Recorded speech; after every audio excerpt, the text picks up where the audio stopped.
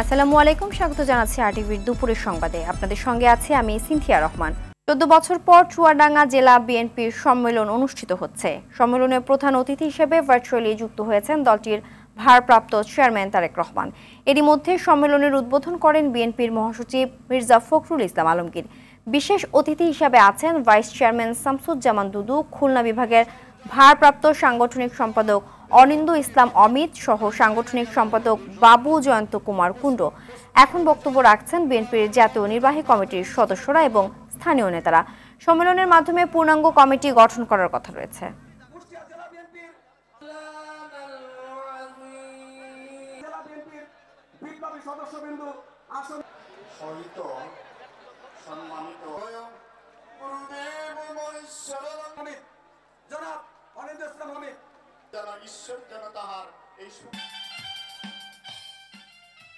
আগামী দিনে আমাদের এই রাষ্ট্র পরিচালনার দায়িত্ব। দর্শক, চুয়াডাঙ্গায় বিএনপির সম্মেলন চলছে, আমরা সরাসরি চলে যাচ্ছি সেখানে। এই চুয়াডাঙ্গায় রাস্তাঘাটেও জায়গা দেওয়া যেত না, এত বড় আমি নিজে জানি। আমি অনেকদিন পর আজকে এই ধরনের একটি সমাবেশে চুয়াডাঙ্গায় উপস্থিত হতে পেরে নেতার সঙ্গে নেতৃবৃন্দের সঙ্গে আমি আজকে বক্তৃতা করব, নেতার বক্তব্য শুনবো নেতৃবৃন্দের সঙ্গে বসে। কিন্তু ছোট্ট কথাটা এই, মনে যাই থাক কষ্ট, বেদনা, বিচ্ছিন্নতা, পাওয়া না পাওয়া, বিএনপিকে যতক্ষণ পর্যন্ত আমরা ক্ষমতায় না নিতে পারবো বাংলাদেশের ভবিষ্যৎকে সুরক্ষিত করা যাবে না, বাংলাদেশকে রক্ষা করা যাবে না। সেই জন্যে যে কোনো শর্তে, যে কোনো অর্থে, যে কোনো ভাবে ঐক্যবদ্ধ থাকতে হবে। ঐক্যবদ্ধ থাক, আলোচনা ঘরে করেন, বন্ধুর সঙ্গে করেন, বাসায় করেন, রাগারাগি করেন, কিন্তু বাইরে যখন আমরা যাব বিএনপির এক একজনকে বুলেট হিসাবে বাইরে যেতে হবে। আমরা ষড়যন্ত্রের কাছে মাথা নত করতে যাব, এক জায়গায় থাকবো। আজকে এই কথাটা তো দিলেন, এক জায়গায় থাকবো কথা দিলেন কি দিলেন না? খুদা হাফেজ, বাংলাদেশ জিন্দাবাদ। ধন্যবাদ চুয়াডাঙ্গার গণমানুষের প্রিয় নেতা জনাব শামসুজ্জামান দুদু ভাইকে। সংগ্রামী বন্ধুরা, এই পর্যায়ে একটি ভিন্ন ধর্মী আপনাদের জন্য বক্তব্য আসছে আমাদের প্রিয় নেতা আলমডাঙ্গা পৌর যুব দলের সংগ্রামী সাবেক আহ্বায়ক আব্দুল হাই বল্টুকে 2012 সালের এক ঈদের চাঁদ রাতে আওয়ামী দুর্বৃত্তরা কুপিয়ে কুপিয়ে নির্মমভাবে হত্যা করেছিল। সেই আব্দুল হাই বল্টুর প্রিয় সন্তান, তার কন্যা জান্নাতুল ফেরদৌস বর্ষা, তার সংক্ষিপ্ত কথা এখানে প্রকাশ করবে। তার সংক্ষিপ্ত চুয়াডাঙ্গা থেকে বিএনপি সম্মেলনের অংশবিশেষ দেখছিলেন।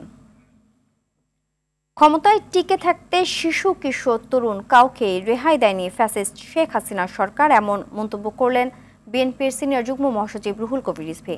সকালে রাজধানী মহাখালী ওয়্যারলেস গেটে আমরা বিএনপি পরিবারের পক্ষ থেকে বৈষম্য বিরোধী ছাত্র আন্দোলনে শহীদ শিক্ষার্থী গোলাম নাফিজের পরিবারের সাথে দেখা এবং আর্থিক অনুদান দিয়ে একথা বলেন তিনি।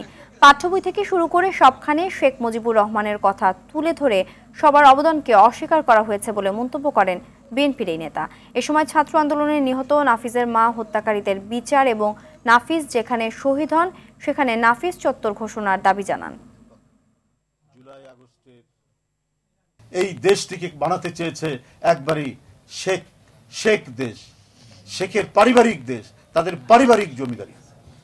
আর এই জমিদারি করতে গিয়েই তারা গোটা দেশকে একেবারে জাহান্নামের দ্বার প্রান্তে তারা টেনে নিয়ে গিয়েছিল। সারা বাংলাদেশে তৈরি করেছিলেন পুলিশ বাহিনীর মধ্যে, র্যাবের মধ্যে।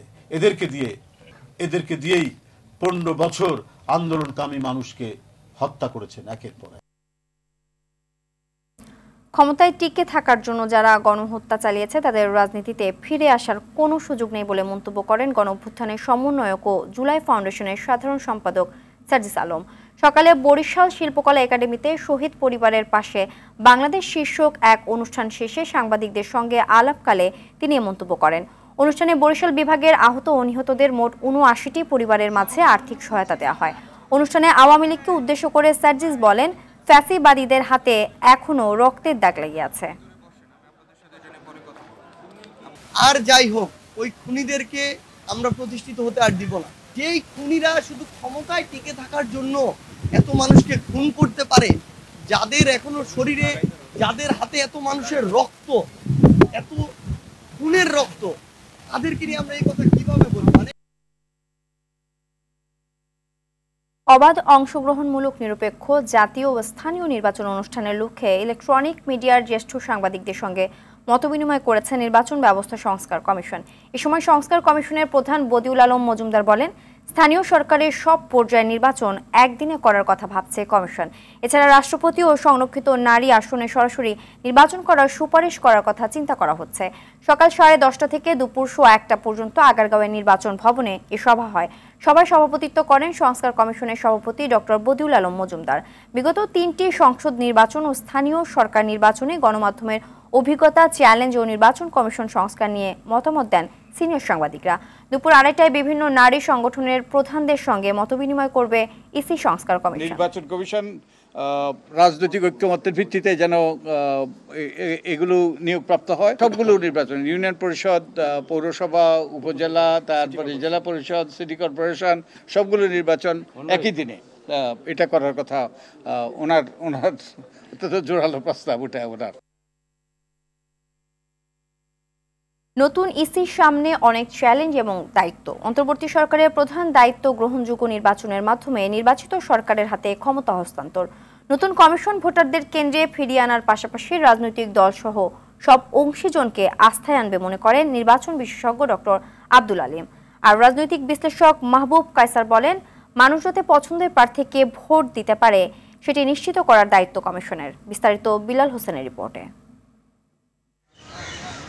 বিগত স্বৈরাচার আওয়ামী লীগ সরকারের 15 বছরের শাসনামলে রাতে ভোট, ভোটারবিহীন নির্বাচন সহ নানা কারণে বিতর্কিত ছিল নির্বাচন কমিশন। গেল 5 আগস্ট স্বৈরাচার শেখ হাসিনা সরকার ক্ষমতা ছাড়ার পর পদত্যাগ করে কাজী হাবিবুল আওয়ালের নেতৃত্বাধীন কমিশন 1.5 মাস শূন্য থাকার পর নতুন ইসি গঠন করেছে অন্তর্বর্তী সরকার। নতুন এই কমিশন অতীতের সব কলঙ্ক মুছে আগামীতে অবাধ, সুষ্ঠু ও নিরপেক্ষ নির্বাচন উপহার দেবে, এমনটাই প্রত্যাশা তরুণ প্রজন্মের। সবাই যেন ভোট কেন্দ্রে উৎসবমুখর পরিবেশের মাধ্যমে ভোট কেন্দ্রে যেতে পারে। প্রত্যেকটি রাজনৈতিক দলের অংশগ্রহণ নিশ্চিত করতে হবে, আমাদের সকলের ভোটাধিকার নিশ্চিত করতে হবে, যাতে কেউ বলতে না পারে যে আমরা ভোট দিতে পারি নাই বা ভোটের স্বচ্ছতা ছিল না। যেই অভ্যুত্থানের মধ্য দিয়ে আমাদের নতুন বাংলাদেশের সৃষ্টি হয়েছে, সেই চেতনাকে তারা ধারণ করে একটা নতুন বাংলাদেশ সৃষ্টিতে তারাও সহযোগী বা তারাও তাদের যে অবদান আছে সেটা রাখার চেষ্টা করবে। রাজনৈতিক দুর্বৃত্তায়ন যাতে না হয় সেজন্য জুলাই বিপ্লবকে ধারণ করে কমিশনকে কাজ করতে হবে বলে মনে করেন এই বিশেষজ্ঞ। বিগত সময়গুলোতে যে ফ্যাসিবাদী যে আচরণ আমরা দেখেছি এবং তার অংশ হিসেবে নির্বাচন কমিশন অনেক সময় মুখ্য ভূমিকা পালন করেছে, যেটি বাংলাদেশের মানুষ মোটেও গ্রহণ করতে পারে নাই এবং সেই পরিণতি আমরা দেখেছি। এমত অবস্থায় তারা যদি এই প্রত্যাশাগুলোর কথা মনে রাখেন, জনমানবের এই প্রত্যাশাগুলোর কথা মনে রাখেন, এই রক্তের কথা মনে রাখেন, তাহলে তারা অবশ্যই দেশের মানুষের জন্য, দেশের একটি সুন্দর রাজনৈতিক স্থিতিশীলতার জন্য এবং দীর্ঘমেয়াদী একটা সাস্টেইনেবল পলিটিক্যাল কালচার তৈরির ক্ষেত্রে তারা ভূমিকা রাখবেন। আর নির্বাচন বিশ্লেষক ডক্টর আব্দুল আলিম মনে করেন, ভোটারদের মধ্যে আস্থা ফিরিয়ে আনাই বর্তমান কমিশনের সবচেয়ে বড় চ্যালেঞ্জ। নির্বাচন কমিশনকে সবার আগে জনগণের আস্থা অর্জন করতে হবে এবং তাদেরকে এমনভাবে কাজগুলো করতে হবে যাতে এক ধরনের স্বচ্ছতা প্রত্যেকটা পদক্ষেপে, প্রত্যেকটা ধাপে, প্রত্যেকটা সিদ্ধান্ত গ্রহণে, যাতে করে তারা জনগণের কাছে যেতে পারে। নির্বাচন জনগণের, সবার আগে জনগণ। সো এই জন্যে আপনার ইলেকশনকে, নির্বাচন প্রক্রিয়াকে একদম জনগণের কাছে নিয়ে যেতে হবে। নতুন ইসি স্বাধীনভাবে দল মতের ঊর্ধ্বে দেশের স্বার্থে দায়িত্ব পালনে সক্রিয় হবে, এমনটাই প্রত্যাশা ভোটারদের। বিলাল হোসেন, RTV, ঢাকা। 30 নভেম্বর 64 জেলায় সমাবেশের ঘোষণা দিয়েছে রিকশা, ব্যাটারি রিকশা, ভ্যান ও ইজি বাইক সংগ্রাম পরিষদ। সকালে জাতীয় প্রেস ক্লাবের সামনে সমাবেশে ঘোষণা দেন শ্রমিক নেতারা। ইজি বাইক, রিকশা সহ ব্যাটারি চালিত যানবাহনের নিবন্ধন, চালকদের লাইসেন্স ও রুট পারমিট দেওয়ার দাবিতে অবিলম্বে হাইকোর্টের রায় বাতিলের দাবি জানান অটো রিকশা চালকরা। বিভিন্ন গ্যারেজে হামলা হয়েছে দাবি করে হামলাকারীদের বিরুদ্ধে ব্যবস্থা নেওয়ার দাবি তুলেন তারা।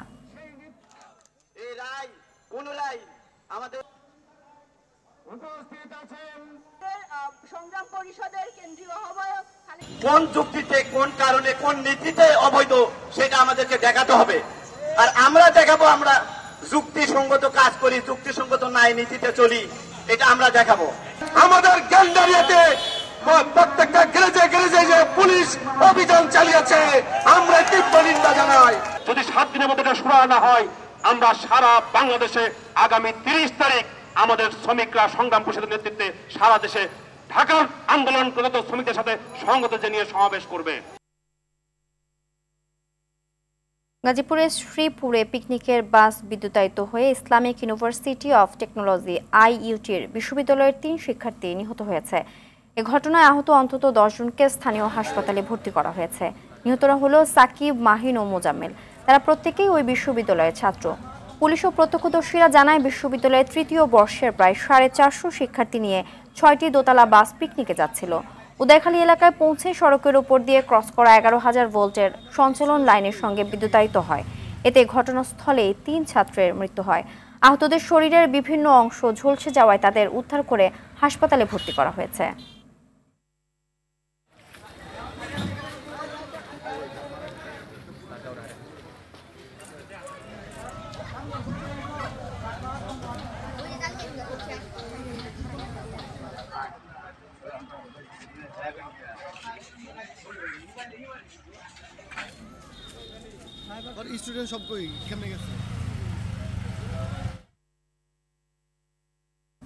রাজধানীর পান্থপথে দ্রুইক গ্যালারিতে শুরু হয়েছে জুলাই বিপ্লবে বাংলাদেশের তরুণদের দৃষ্টিভঙ্গি নিয়ে বিশ্ব ব্যাংকের ওয়াল আর্ট প্রদর্শনী paint your sky, make it yours.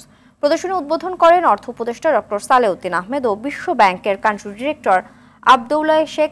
Doctor Salehuddin বলেন, একটি ছবি 1000 পৃষ্ঠার চেয়েও শক্তিশালী বার্তা দিতে পারে। আর আবদুল্লাহ শেখ জানান, বিশ্ব ব্যাংক তরুণদের ক্ষমতায়নে প্রতিজ্ঞাবদ্ধ।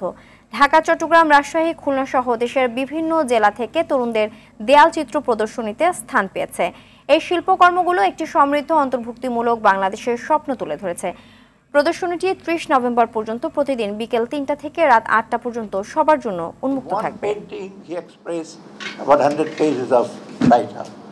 And the most famous painting you remember, Spanish Civil War, Guernica. Yeah. The horse was crying. The expression of the whole country was under the dictator fascist regime. So these are the things which moved everybody. অভাব অনাটনে মানবেতর জীবনযাপন করছে বৈষম্যবিরোধী আন্দোলনের শহীদ নরসিংদীর পোশাক শ্রমিক আনোয়ারের পরিবার। এর সঙ্গে যোগ হয়েছে স্বামীর রেখে যাওয়া ঋণের বোঝা। একমাত্র উপার্জনক্ষম ব্যক্তিকে হারিয়ে 3 সন্তান নিয়ে হতাশায় ভুগছেন স্ত্রী রুবিনা বেগম। নরসিংদী থেকে মোর্শেদ শাহরিয়ারের পাঠানো প্রতিবেদন জানাচ্ছেন রেজওয়ান শরীফ। বৈষম্য বিরোধী আন্দোলন চলাকালে 21শে জুলাই নরসিংদীতে ছাত্র জনতার ব্যাপক সংঘর্ষ হয়। ওই দিন ঢাকা সিলেট মহাসড়কের শেখেরচর এলাকায় খুব কাছ থেকে আনোয়ারের মাথায় গুলি করে বিজিবি। মাটিতে লুটিয়ে পড়লে সহযোদ্ধারা হাসপাতালে নেয়ার পথে মারা যায় সে। চুক্তিভিত্তিক কাপড় সেলাই করে যা আয় হতো তা দিয়েই কোনো রকমে দিন পার করতেন আনোয়ার মিয়া। ভাড়া বাসায় থেকে স্ত্রী ও 3 সন্তানের ভরণ পোষণ করতে গিয়ে দেনায় জড়িয়ে পড়েন তিনি। স্বামীকে হারিয়ে অবুঝ সন্তানদের নিয়ে হতবিহ্বল রুবিনা বেগম। কিভাবে আমরা চলমু, কিভাবে কেমনি কি করমু, সাহায্য করে সবাই মিললে আমগো উপকার হইব। বিএনপির পক্ষ থেকে কিছুটা আর্থিক সহায়তা দেয়া হয়েছে। স্বাভাবিক জীবনযাপনের জন্য সরকারি সহযোগিতার কথা বলেন স্বজন সহ স্থানীয়রা। আমাকে আমার এক বড় ভাই খবর দিছে যে এরকম এরকম তোর বাবা গুলি খাইছে, পানির বোতল দিয়ে খালি একটু পানি খাওয়াইছিলাম, লাস্ট ওই পানি আমার বাবা আমার মুখ থেকে খাইছিল। বিজিবির গুলিতে মারা গেছে। আর এই পরিবারটা এখানে আসলে অসহায়, তার কোনো বাড়িঘর নাই, এখানে ভাড়া থাকে। যে পর্দার কাপড় সিলাইয়া কোনো মতে অতি কষ্টে দিন যাপন করে আর কি। আনোয়ারকে স্বীকৃতি দেওয়ার পাশাপাশি পরিবারের পাশে দাঁড়ানোর কথা জানায় এলাকাবাসী। রেজওয়ান শরীফ, RTV। পর্যটন সমৃদ্ধ দ্বীপ কক্সবাজারের সেন্ট মার্টিনে চলাচল সীমিত করায় বিপাকে পর্যটক সহ স্থানীয়রা। আগে অবাধ যাতায়াত করা গেলেও এখন নিবন্ধন সহ জাতীয় পরিচয়পত্র প্রদর্শন করতে হচ্ছে। যথাযথ নিয়ম অনুসরণ করে সকলেই যাতায়াত করতে পারবে বলে জানান অতিরিক্ত জেলা ম্যাজিস্ট্রেট। কক্সবাজারের টেকনাফ থেকে শাহিন শাহর পাঠানো প্রতিবেদন জানাচ্ছেন রেজওয়ান শরীফ। পার্শ্ববর্তী দেশ মিয়ানমারে চলমান গৃহযুদ্ধের রেশ পড়েছে বাংলাদেশের সীমান্ত উপজেলা টেকনাফে। নিরাপত্তা বিবেচনায় এই উপজেলার পর্যটন সমৃদ্ধ দ্বীপ সেন্ট মার্টিনে যাতায়াত সীমিত করেছে স্থানীয় প্রশাসন। ফলে পর্যটক সহ বাইরের বাসিন্দারা অবাধে যাতায়াত কিংবা দ্বীপে রাত্রি যাপন করতে পারছে না। বিধিনিষেধ আরোপের কারণে দ্বীপের বাসিন্দারাও চলাচল করছে জাতীয় পরিচয়পত্র দেখিয়ে।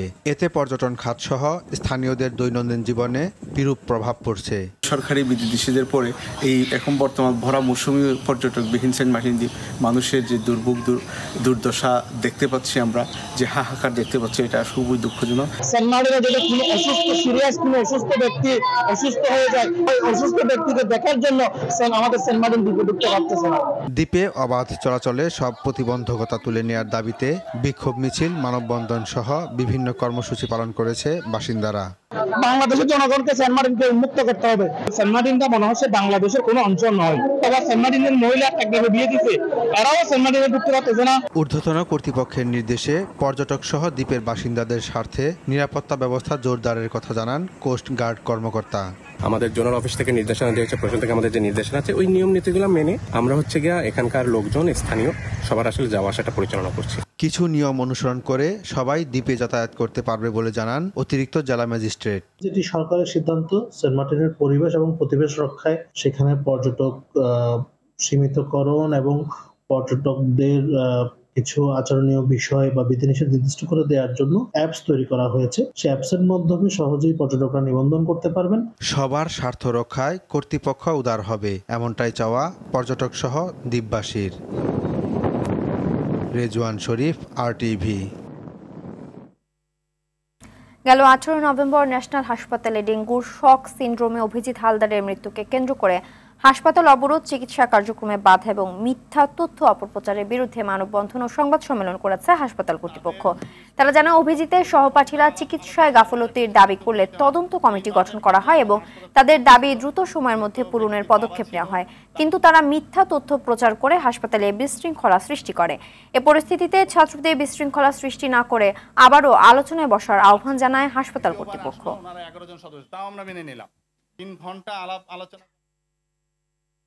শুরু হয়েছে পবিত্র মাহে রমজান উপলক্ষে মাসব্যাপী RTVর 15তম হিফজুল কোরআন প্রতিযোগিতা GPH ইস্পাত আলোকিত কোরআন 2025 powered by RFL pipe and fittings. আজ অনুষ্ঠিত হয়েছে ঢাকা জোনের প্রথম অডিশন রাউন্ড। সকাল 9টায় ঢাকার দক্ষিণ বাসাবোর সবুজবাগে আলমানার মডেল মাদ্রাসায় অডিশন অনুষ্ঠিত হয়। এতে ঢাকা ও তার আশেপাশের বিভিন্ন মাদ্রাসার প্রায় 5 শতাধিক প্রতিযোগী অংশ নেন।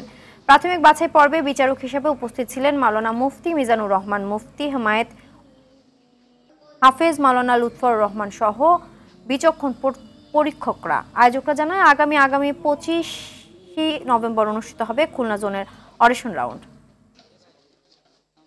ভারতীয় নিরাপত্তা বাহিনীর সঙ্গে বন্দুকযুদ্ধে শুক্রবার দেশটির ছত্তিশগড় রাজ্যের এক দুর্গম বনাঞ্চলে কমপক্ষে 10 জন মাওবাদী নিহত হয়েছে। বিদ্রোহের কেন্দ্রস্থল ছত্তিশগড়ে সম্প্রতি দীর্ঘদিন ধরে চলমান সশস্ত্র সংঘাতকে দমন করার প্রচেষ্টা বাড়িয়েছে নয়াদিল্লি। ফলে অঞ্চলটিতে হারহমেশায় বিদ্রোহীদের সাথে বন্দুকযুদ্ধে জড়িয়ে পড়ছে পুলিশ।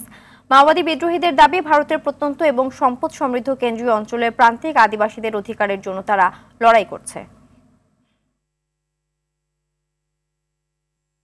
অনন্য উচ্চতা ইন্ডিয়ান প্রিমিয়ার লিগ। সৌদি আরবের জেদ্দায় কাল বসছে 2 দিন ব্যাপী IPL এর মেগা নিলাম। এর আগে আগামী 3 মৌসুমের ক্যালেন্ডার চূড়ান্ত করেছে কর্তৃপক্ষ। শুধু তাই নয়, আগামী 3 মৌসুমে বিদেশি খেলোয়াড়দের ছাড়পত্রের বিষয়েও IPL কর্তৃপক্ষকে নিশ্চয়তা দিয়েছে দেশগুলো।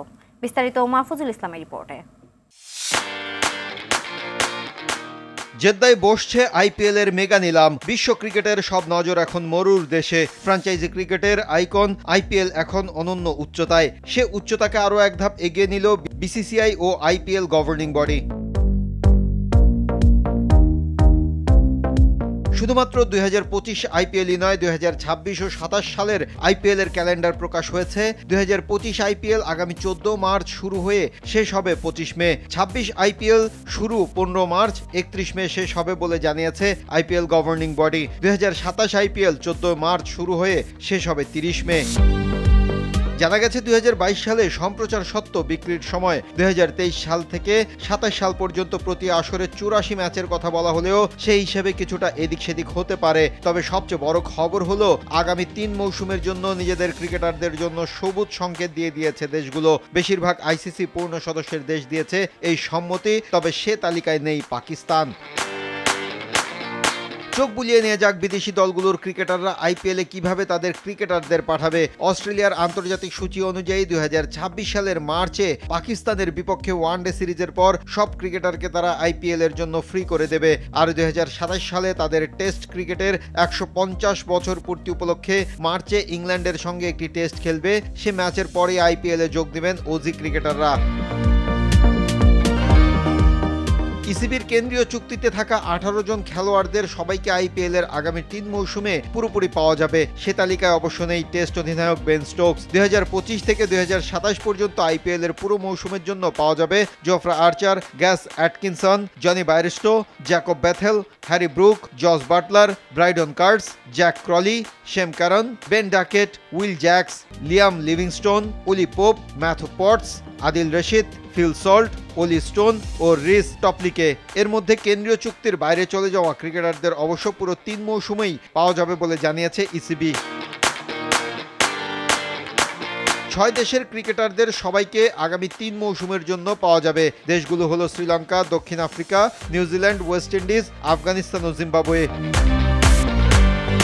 এবারের মেগা নিলামে 13 ক্রিকেটারের নাম পাঠিয়েছে বিসিবি। তাদের আগামী 3 বছরের বিভিন্ন সময় পাওয়া যাবে বলে জানিয়েছে বাংলাদেশ ক্রিকেট বোর্ড। মাহফুজুল ইসলাম, RTV। দুপুরের সংবাদ এ পর্যন্তই। জেলা সংবাদ বিকেল 4:45টায় দেখার আমন্ত্রণ রইল। ধন্যবাদ সবাইকে।